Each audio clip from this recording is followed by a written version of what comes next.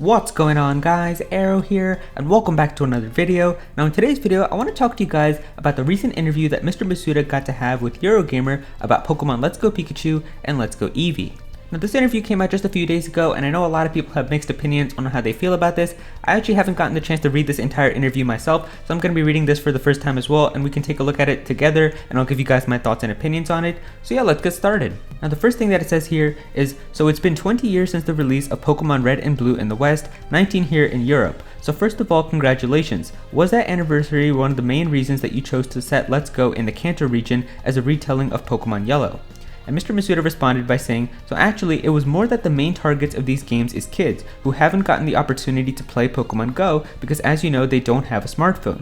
And we thought that amongst all the previous Pokemon games until now, the one that's the most relatable to kids will be Pokemon Yellow. You have Pikachu, which is of course the main feature in these games. You have Team Rocket, who appears in a lot of the anime as well. So for reimagining, this game is a reimagining of Pikachu for the modern audiences. And we thought that Pokemon Yellow would kind of be the easiest way for everyone to relate to and everyone to understand.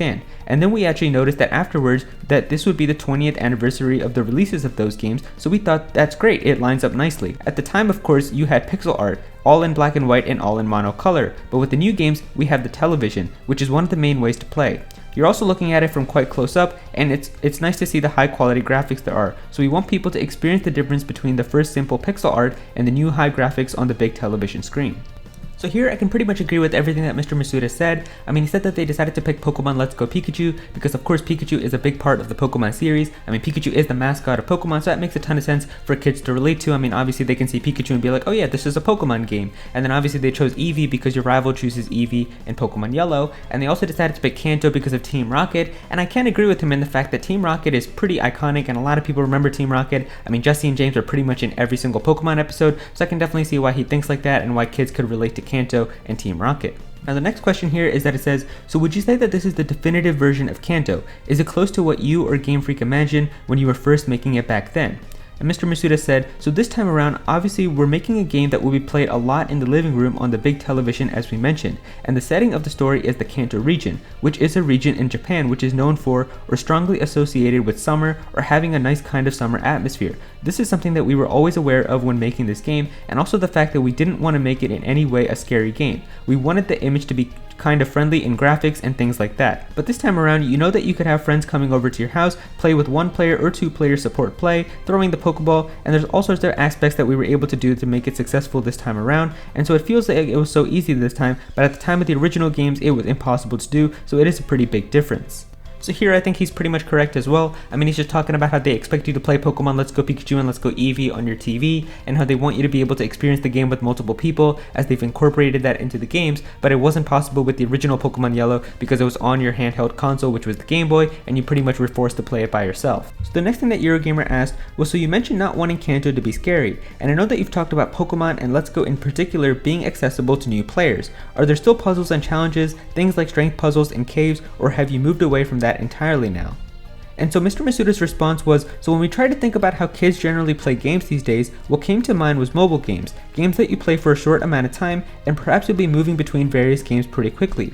So if it was the kind of game that takes you 2 hours to get into, we thought that perhaps kids might get a bit bored and then decide to play a different game. So back in the day, even playing the virtual console version of the original Pikachu version, it might take you like 30 to 40 hours to kind of complete or progress significantly in the game. And in this day and age with so many games to choose from, we thought that we'd rather make the game a little easier to progress through and kind of tailor to that kind of playstyle, so then that playstyle has evolved over the years and how children are playing games now. So here I can totally see where Mr. Masuda is coming from. He really thinks that kids nowadays are like the type of people where if they pick up a game and if they're not hooked on the game within a few minutes, they're just going to put the game down and try to get a new game. So that's how he really feels about it, and I don't agree with him fully. Like, I still think that there's a lot of possible things that they could do in terms of challenges and trying to make the games a little bit difficult and like a little harder to progress through, but he really thinks that they got to make it simple and easy or kids aren't going to get really hooked into it. And I can kind of see that because here they really are trying to target Pokemon Let's Go Pikachu and Let's Go Eevee towards the kids. kids. Like, he said that in every single quote right here. He hasn't said anything here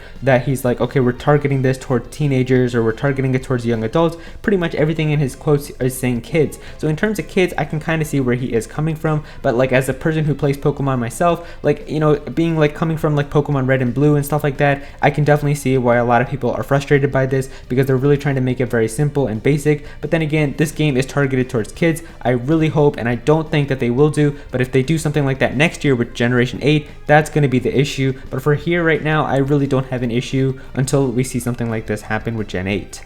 And the next thing that Eurogamer asked was, what would you say to the players who've been crying out for a bit more of a challenge, maybe the adult players who've been playing Pokemon for 20 years or who got into it a bit later? Should they wait for next year's RPG instead? And Mr. Masuda's response was, so you know that these kinds of fans, we'd mentioned the catch combo mechanic, where you try to catch the same Pokemon multiple times in a row and get various rewards and benefits for that. And Pokemon Let's Go Pikachu and Let's Go Eevee's art director, Mr. Kensako Nabana, also added a little bit of more information about the post-game as well, and he said there's also the post-game, in particular the Master Trainers. So these are trainers who are kind of like the ultimate trainers of a specific Pokemon. So you can challenge them, and you will challenge them in order to get the title for that Pokemon, and you can become the master of that Pokemon if you manage to beat them in battle. And then Mr. Masuda added on by saying, so for me, my favorite Pokemon is Psyduck, so I'd be training my Psyduck amazingly, and then I would challenge the Psyduck Master and then gain the Psyduck Master title, and that's something that you can put a lot of time and effort into. And I really wanted to create a challenge for myself, and these Master Trainers exist for all 151 Pokemon in the game. So you know that if you want to collect all the titles, that's something that you can really challenge yourself with. So this actually sounds pretty cool, and I am happy that they are adding some post-game content to the game, because I was really thinking that they were just going to have the game be like, once you get to the Elite Four and you beat the champion, you're pretty much done with the game and you don't have anything else to do. So I'm really happy that they did think of some post-game content. I mean, I really didn't think it was going to be like an amazing huge story or anything like that, but I am happy that there is something to do, and this does sound kind of interesting, like being able to get the challenge or like beating these Master Trainers for every single Pokemon. And he said that there's going to be 151 of them, so like it's not like you would have to find like the Pidgeot Master. There's going to be a master for Pidgeys and Pidgeotos as well, so that sounds pretty cool. I can't wait to try it out, and I'll give you guys my final thoughts on that. And the next question was, so does that cover all of the post-game content, or is there more? Is there any story-based content after the main quest line? And Mr. Masuda's answer was, so you know that this is obviously based on Pokemon Yellow, and in addition to the Master Trainers in the post-game, there's also the challenge of completing the Pokédex, and we'd like for players to challenge themselves with meeting up with friends and trading Pokemon from both versions in order to complete the Pokédex. So here, because of how we mentioned the Pokédex, I really think that's kind of hinting that there isn't a lot of post-game within Pokemon Let's Go, like after the Master Trainers thing, which I kind of expected. Like, I wasn't expecting Pokemon Let's Go to have a huge story expansion or something like that for post-game, but I'm pretty happy that they did add something with the Master Trainers. So then Eurogamer asked if there were any plans to include other Pokemon from different generations besides the original 151. And Mr. Masuda responded by saying, so not right now, we'll kind of be looking forward to seeing how the game is received. We'll see its reception among all the trainers, and we really just want the players right now to become the trainer, throw the Pokeballs, and achieve that dream that everyone is having, including myself, and you know it's everyone's dream to become a Pokemon trainer, so take your Pokeballs and get going.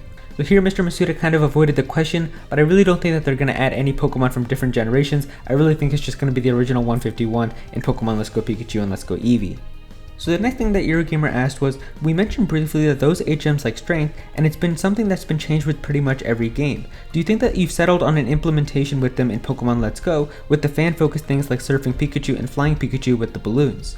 And Mr. Masuda responded by saying, so this is something tricky with every new Pokemon game. We always kind of ask ourselves, what would you want your Pokemon to be able to do? And this time, because we had the partner Pokemon that are always going to be with you throughout your game, we were able to teach the secret techniques to only your partner Pokemon. But when it comes to new or future generations, that would be up to the developer of those games to decide exactly how to implement HMs. It is a bother every time.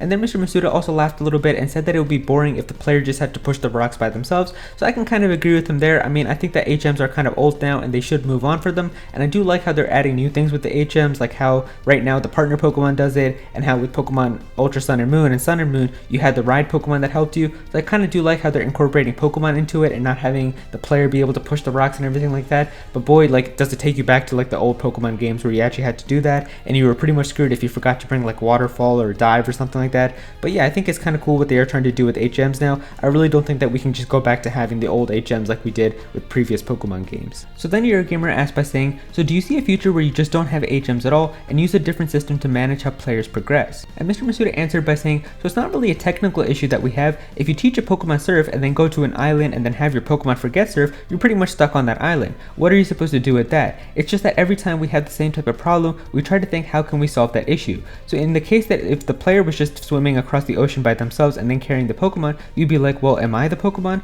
or is my Pokemon the Pokemon? It would get pretty confusing. Now, to be honest, from this, I'm pretty much confused as to what Mr. Masuda's answer even meant. I'm just going to say, Mr. Masuda, keep with the ride Pokemon, just have that going on. It's working perfectly fine, just keep that going. Now, I'm not going to read every single question here from this next section, but they pretty much just talked a lot about the new Pokemon Meltan, and so basically Mr. Masuda confirmed that the Meltan event was planned, and when Meltan first came out and it was like all over Twitter, it was not like a leak or anything. They pretty much planned all of this from the start, and he was saying that they planned it on having the Pokemon Go Community Day with Chikorita, and he said that he even joked about it on Twitter, like he tweeted out saying, everybody go catch your Chikorita, you only got 15 minutes left, so I thought that was kind of funny. And they also had this interview pretty early because it looked like he says like, he was talking a little bit about how you can catch the Pokemon, and he was like, we can't actually talk about that, but you know, we'll let you know. So he says here that you're going to be able to have a mysterious box, and then once you open that, for a limited time, you're going to be able to find Meltan, and then you're going to be able to transfer Meltan back into Pokemon Let's Go Pikachu and Let's Go Eevee. So yeah, it's kind of cool. I mean, I'm not going to go through all of this, like I said, because it's pretty much just information that we've already gotten in terms of trailers and stuff for Meltan. I think this interview pretty much happened like before Meltan was officially revealed by the Pokemon Company. So yeah, let's just move on to the next thing. Now, the next thing that Eurogamer said was, so the last time that we spoke back at the Let's Go reveal in Japan, the topic of open world Nintendo Switch games came up, like Breath of the Wild and Super Mario Odyssey, and you mentioned that there is the possibility that one day Pokemon might follow that suit. I know that's purposefully vague, but is that something that's still being considered? Is that something that you would one day see happening on the Switch? And then Mr. Masuda responded by saying, so that you know that in general, I always want to be facing new challenges and try to do new things with Pokemon. And you know that it's a different matter whether players will enjoy that kind of playstyle, but really, you know that things like setting up the AI and stuff is going to be hard to have real Pokemon appear and in different ways to appreciate the game. I'm always kind of thinking how to approach the Pokemon series from a different aspect, so in that sense, it's still all on the cards. So of course, Mr. Masuda was not going to confirm if they're going to make an open world Pokemon game in some random interview, but I do like his response. He basically talked about how he likes to do new things with the Pokemon series, and I kind of do like that because it kind of does hint that maybe in some way that they might try to change something like that and make it an open world type of game. And we can definitely see that Mr. Masuda is very ambitious with Pokemon, trying to make it like Pokemon Go and trying to make it very simple, so maybe they'll be ambitious in trying to make it an open world game. I guess we can just hope. Now, the next thing that Eurogamer asked was basically like why Pokemon like Igglybuff and Elekid and stuff aren't going to be in the games, and Mr. Masuda basically just talked about how they aren't part of the original 151, and also how eggs aren't going to be in the game and how breeding isn't in Pokemon Let's Go Pikachu and Eevee. But the next thing that Eurogamer asked was actually something very interesting, and it says, does it suggest that you have one eye on another Pokemon Let's Go style game that's set in the Johto region? And Mr. Masuda responded by saying, so you know, maybe, if everyone enjoys playing these types of games, maybe a bit more of that, and I know a lot of people spend their times hatching eggs, and I kind of want them to discover new ways to enjoy the Pokemon games. I think it's really sad for them that all Pokemon is hatching eggs, and so with this one, we're really trying to show them a different side of the game. And so here Mr. Masuda talked about how he is aware that a lot of people see Pokemon games as just for hatching eggs and breeding, and they want to try to show them something new and a different style of playing Pokemon games with Pokemon Let's Go Pikachu and Let's Go Eevee. And then he also kind of said that there is a possibility that they could make a Johto game in Pokemon Let's Go style if a lot of people do enjoy playing Pokemon Let's Go Pikachu and Let's Go Eevee. So I kind of do find that interesting. I feel like this could be a really cool separate series that they could have with their mainline games. I know a lot of people don't like Let's Go, like some people are just like flat out like I hate Let's Go, I don't like anything like it, but some people are like it looks kind of cool. I could definitely see this being kind of like a new Super Mario Bros thing and then a 3D Mario game. Like if you guys know about that, like some people love the 2D Mario games but hate any 3D type of games, and some people love the 3D games but hate the 2D type of games, but they're still both main series Mario games. You're still trying to save Peach at the end. I feel like that could be the type of thing that they could do here, where you've got the kind of casual kiddie type of version of Pokemon games with Pokemon Let's Go, and then you've got the main series hardcore core RPGs with the traditional Pokemon games that we get. And finally, the last thing that Eurogamer asked was, finally, I know that you can't talk about any specifics, I just want to know when can you start talking about that 2019 RPG, and Mr. Masuda just laughed by saying sometime next year. And so of course, to be expected, Mr. Masuda wasn't going to drop like a date as to when they're going to show the first trailer for the 2019 game, but I do kind of think it's funny how they decided to ask that question anyway. And so there you go guys, that is the full interview with Eurogamer and Mr. Masuda. If you guys enjoyed this video, then please be sure to click that like button and also comment down below and let me know what you guys think of this. What are some of the things that you agree with? What are the things that you didn't like? Definitely be sure to let me know all of your thoughts about this interview down below. If you're new to this channel, then please be sure to subscribe. I'm definitely going to have some more Pokemon content in the future, so please be sure to subscribe so you don't miss out on that. Click on that bell to become part of the notification squad. Go follow me on Twitter at @Aero so you can be featured in videos, and also join my Discord as well. I'll have that linked in the description. We've got a bunch of nice people there who are always talking about Pokemon, Smash Bros, and Nintendo, so definitely be sure to join that. And yeah, that's pretty much it. Thank you so much for watching.